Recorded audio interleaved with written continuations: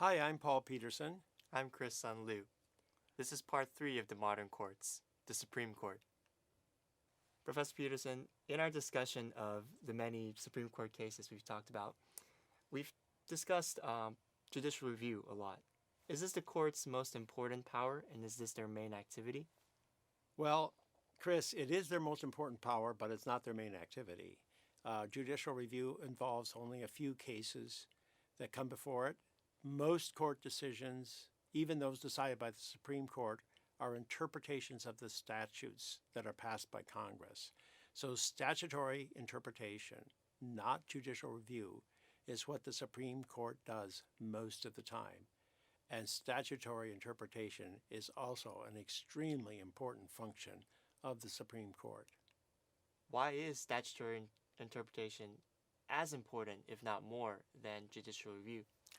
Well, judicial review involves interpreting the Constitution, and that's what makes it so unique. But statutory interpretation takes laws passed by Congress or by state legislatures and says this is what they really mean. All these laws are ambiguous, just like the Constitution is ambiguous. And the Supreme Court is going to tell the citizens exactly what those words mean in practice. Now, in principle, Congress can overturn these laws, but in practice, the way the court decides what these laws mean usually sticks. And a good example of that is the Endangered Species Act from 1973. When that was passed, people generally thought it applied to large mammals, wolves, elephants, so forth. But as it turned out, the court's interpretation of the Endangered Species Act applied it to such things as snail darters. So there was a dam in Tennessee which they were trying to construct, but it was going to come at the cost of the lives and the times of the snail darter. So that slowed up the process enormously, and that was a statutory interpretation of the Supreme Court that was so important for the environmentalist movement, not a interpretation of the Constitution. What are the two primary objectives of the Supreme Court? The two most important things that the Supreme Court does is to unify the U.S. legal system so that wherever you live, that the law is the same within the United States. And the second is the Supreme Court keeps the law stable over time. It's something which we refer to as stare decisis. That's a Latin word or a Latin phrase that means stable decisions. It keeps the law stable over time. Let's talk about these in turn. Why is it so important that the Supreme Court establishes a law of the land? And how does this influence the cases that it decides to hear? Okay, so the Supreme Court establishes a common law because you can't have a federal law that has a different meaning in Massachusetts than it does in Minnesota. It's got to be the same law wherever it is. Now, the lower courts may interpret a law in different ways. They may do statutory interpretation in different circuit courts of appeal throughout the country. So if that happens and you want to appeal the decision that's been made in your part of the country, you will say, look, they've made the opposite decision in another part of the country. This is something that the Supreme Court has to decide, because if it doesn't decide it, we're going to have a different law in one part of the United States than in another part of the United States. Now, this is an issue in 2014 with the Affordable Care Act. So in the case of Obamacare, we have one federal appeals court that has ruled that the federal government cannot subsidize insurance on the federal exchange, while another appeals court has made the opposite decision. So unless something happens in the meantime, this case could easily go to the Supreme Court.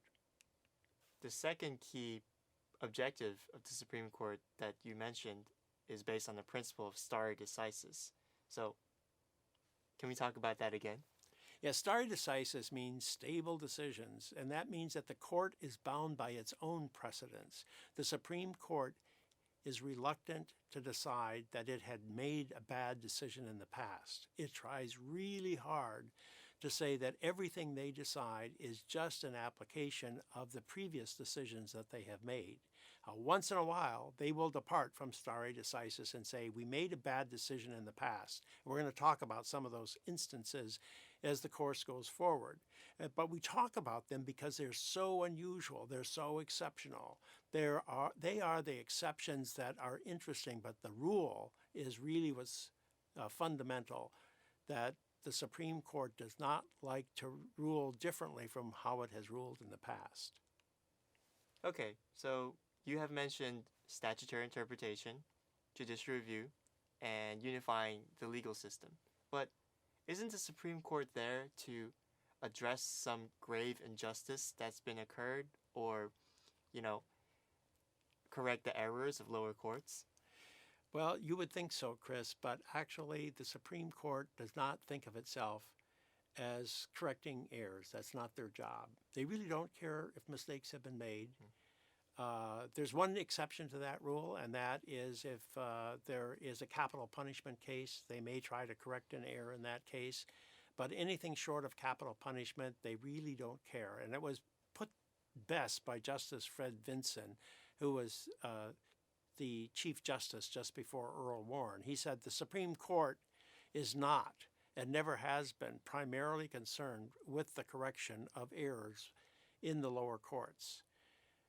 To remain effective, the Supreme Court must continue to decide only those cases which present questions whose resolution will have immediate importance far beyond the particular facts and parties involved. In other words, unless it involves unifying the system or stare decisis or some other very large principle, the Supreme Court would just as soon not get involved, even if a mistake was made. How many cases does the Supreme Court decide to hear each session? Fewer and fewer. If you look at this graph, you'll see that the number of cases that they used to decide back in the 70s was nearly 200 each session. Now that has fallen below 100 in recent years. It'll fluctuate from one year to the next. But out of all the millions of cases that are out there in the court system, and even the thousands and tens of thousands of cases that are in the appeals court system, very, very few make it to the Supreme Court. How then does the Supreme Court actually pick out the cases they decide to hear in detail? Well, Chris, they decide by a process known as issuing a cert, or a writ of certiorari. And they call it cert because the other thing is too hard to pronounce. So the certs are basically, this phrase means the Supreme Court wants to be informed. So they don't really have to hear any case. They only want to hear cases where they want to be informed of what the issue is. So they will issue a writ that says, I would like to be informed of these issues. So if you want to persuade the Supreme Court to hear your case, you've got to write up a document that will be so persuasive that you will get the Supreme Court to issue a writ of certiorari or a cert. Of course, when Supreme Court justices decide which cases to hear, they might not always agree with each other. So, does it take a majority of justices to decide, yes, we want to hear this case? No, it doesn't. Actually, it only requires 4. And that's pretty interesting because it means that 4 justices can get together and bring up a case that the majority really don't want to listen to. However, those 4 have to be very careful because if they don't have a majority on the court, then the Supreme Court might decide this case against them, and then stare decisis is going to kick in, and then it's going to get harder to change. So they may decide, look, we don't have the majority, there's only 4 of us, let's not issue the writ because it'll sit there in the lower courts and it'll be easier for us to overturn a lower court in the future if we can pick up one more justice when the next president's elected or the next vacancy on the Supreme Court occurs. That was a great look at how the Supreme Court narrows down from all the cases, all the petitions that come up to the 75 or 80 cases that it decides to hear each session. Professor Peterson, what does the current composition of the Supreme Court look like? Well, the court is thought to be slightly on the conservative side. You've got four justices who have the activist or experiential theory of the Constitution: Kagan, Sotomayor, Ginsburg, and Breyer. And then you have two justices that are known as restorationists, people who would like to undo some of the court decisions that were made in the past by a more liberal court, Scalia and Thomas. And then you have the three justices that sit there in the middle who are known as judicial restraint, even though they themselves are on the conservative side. And these include the Chief Justice Roberts, and also it includes Justice Alito. And then the swing vote, the person who's absolutely dead in the center, is Kennedy. So he's a little bit to the right. He's a judicial restraint justice, but he sometimes will be the fifth vote that the liberals on the court need. Now, in the case of the Affordable Care Act, it was Roberts who was the person who said that the law involved a tax and therefore was basically constitutional. So sometimes Roberts turns out to be the fifth vote too. In practice, how powerful is the Supreme Court? Does it have the last word? Well, and you would think so, because with judicial review, it's got the ability to say that laws of Congress are unconstitutional, even though the president signed them into law. But Alexander Hamilton said the judiciary will always be the least dangerous to the political rights of the Constitution. The executive dispenses honors and holds the sword of the community. The legislature commands the purse and prescribes the rules of the community, but the judiciary has no influence other than over either sword or purse. It depends on the executive for the efficacy of its judgments. It has neither force nor will. It has only judgment. So Hamilton made the case that we have nothing to fear from the Supreme Court. It has only judgment. It has no power. Did the courts then, in fact, suffer from these constraints that Hamilton thought they would? Well, from time to time they did, actually.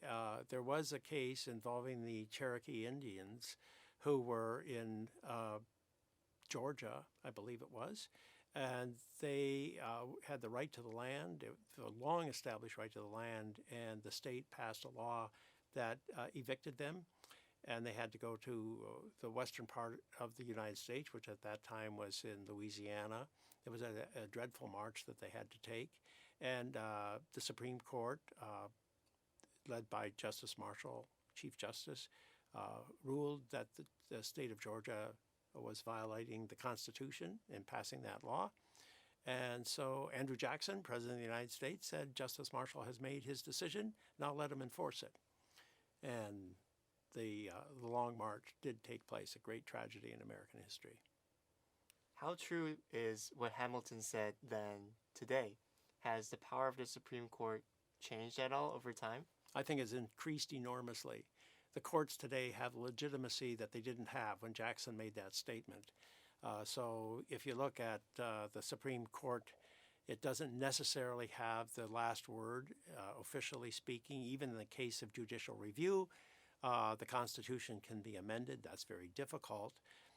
And in statutory interpretation, Congress can always pass a new law, but that's also challenging because you have a divided Congress. It's very hard for Congress to pass a law, and if it's at all controversial. So yes, the Supreme Court often has the last word. And you've already touched on this, but without access to the power of sword or purse, where does the court derive its power from?